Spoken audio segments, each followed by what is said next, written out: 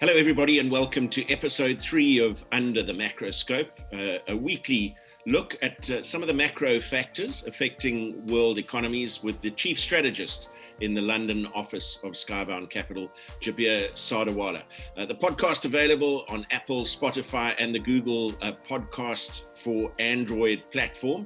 And thank you to all of those who have listened in and subscribed and ensured that this podcast is moving nicely and steadily up the rankings chart.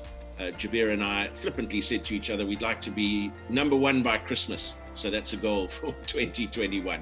Jabir, a week dominated by the inauguration of President Joe Biden in the US, the departure of Donald Trump from the White House. But from a macro perspective, what does a Biden presidency mean for you, not only for the US, but for the rest of the world? Right. Well, thank you, Matt. Yeah, I think, well, first of all, I'm delighted to see that Biden got sworn in. We weren't really sure how all this was going to play out, but it did play out. So congratulations to him. He's become the 46th president. I think it involves a lot of changes. And one of the things that he doesn't get credit for is the fact that, he really does have his own policies lined up. And a lot of people are suggesting that we're just going to go back to the old ways, globalization and so on. I think the correct word is more moderation. I think that's what we're going to see. He's got a raft of executive orders that he wants to get signed. He's already started on some of them. He's made it absolutely clear that he wants to get back into the Paris Accord. He's bringing out a whole new set of regulations on immigration, which is critical, by the way, for the US economy. It is the most flexible immigration economies in the world, and it attributes a lot of its greatness to that. And middle America, mid-market America has been crying out for talent, which has dried up quite a bit because of Trump's former policies.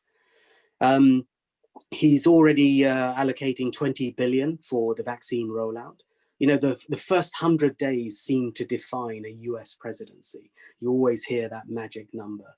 Right now, in America, they're vaccinating 1 million people per day, and he wants it to be 100 million by the end of the 100 days, which is, again, a critical thing.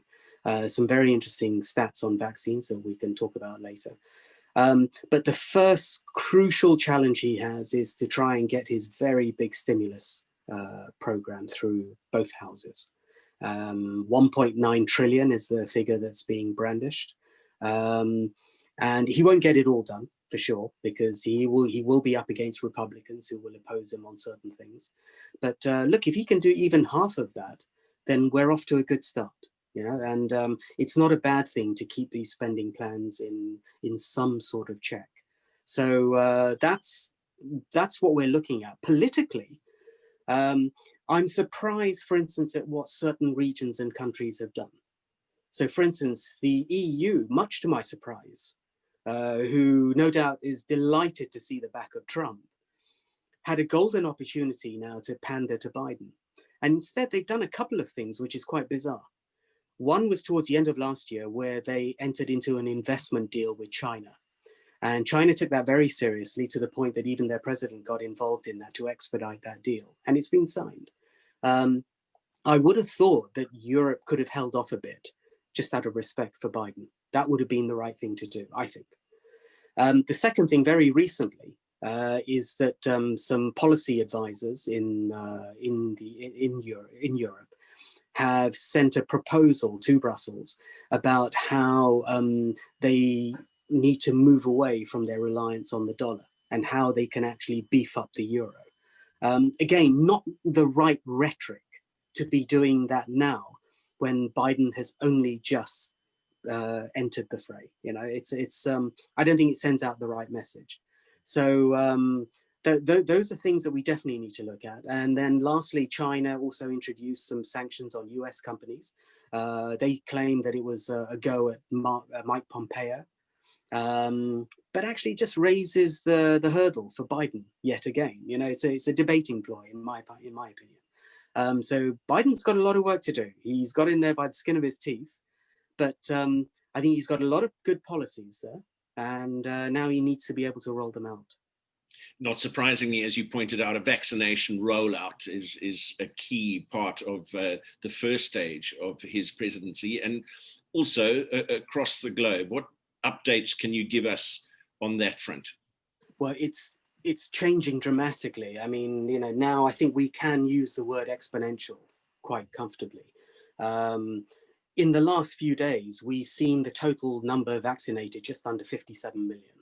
You know, and that's largely to the 21st. So it's only yesterday. And when you look at the actual rate at which it's being rolled out, it's quite incredible. I mean, across US states, for instance, roughly 5.6 people per 100 have been vaccinated, but only half of total vaccines have actually still reached the states. So there's an awful lot more to do. That gives you an idea of the kind of infrastructure they still need to build. But it does highlight how if the more infrastructure you get in place quickly, the quicker you can get people vaccinated. The UK has made remarkable progress, you know, since we just chatted last week. They have now vaccinated well over 4 million in the country. And on Tuesday alone, they had actually managed to vaccinate in excess of 340,000 people in one day. So bearing in mind, the UK government had targeted about 300,000 a day. Now, there will be days when you have your ups and your downs, but you know, they are clearly on track to do better than that, to the point that they wanted all the over 50-year-olds to be vaccinated by 9th of May. Well, now they brought that forward to the end of March. So there's certainly, you know, for once, given the shambles of the government in dealing with this whole crisis, thankfully there seems to be a silver lining in terms of the way they're rolling out the vaccination program. And you also see it across the globe as well. You know, others continue to make remarkable progress. Another topic for conversation, which bears continuing this week, is the aftermath of Brexit, the deadline, and the consequence. And I guess for a number of people, it's been a bit of a wait and see approach. Let's see how things play out. For the South Africans who are tuning into this podcast associated with Skybound Capital, we need some good news, Jabir. Right. So I know you've got a view, it's a personal view, around the potential benefit for Commonwealth states as a consequence of Brexit going forward. Yeah, I do indeed. And it is, as you said, it's a personal view. It there's nothing that's been formally published. But if you bring together a couple of things, then there is a picture. It may not be necessarily the right picture, but you know, since the start of this year, we've now started a new immigration approach. It's very similar to the Australian style point system. And what it essentially means is, you know, people will be able to come here based on their merits. Now, that spells to me skills. And similar to the US, similar to many other countries, middle England, middle corporate England is crying out for skilled labor. Engineers, scientists, doctors, etc. And with the best will in the world, we can't meet that demand internally.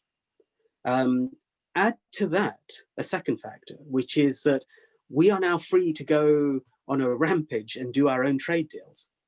And one area, one zone that always, I think, got a bad deal was the Commonwealth.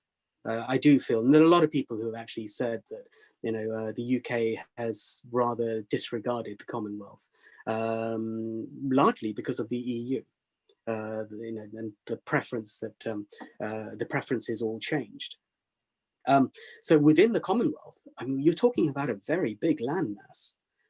If English, the ability to speak English is one of the key requirements, well, that's pretty standard, you know, across the Commonwealth. So for South Africans who already have a substantial diaspora over here and whose presence is really felt across all walks of life, not just in the corporate world, but also in the sports world, I think they're going to benefit hugely. And this is also true for other Commonwealth countries as well: Canada, Australia, New Zealand, India.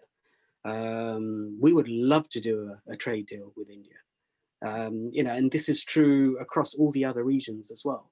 So there is a big shift in emphasis, and my feeling is that South Africa will actually benefit out of this. Well, fabulous to end off with some good news for our South African subscribers and listeners to the podcast. As always, great to get your views, Jabir. And Jabir's more extended views are summarized in his Week in Review, which is available at www.skyboundcapital.com. You can also go to the website to hear the podcasts, the Under the Macroscope podcast series, and be able to subscribe so that you receive it on a weekly basis. Until next time, thanks, and we look forward to the next interaction with Jabir under the Macroscope.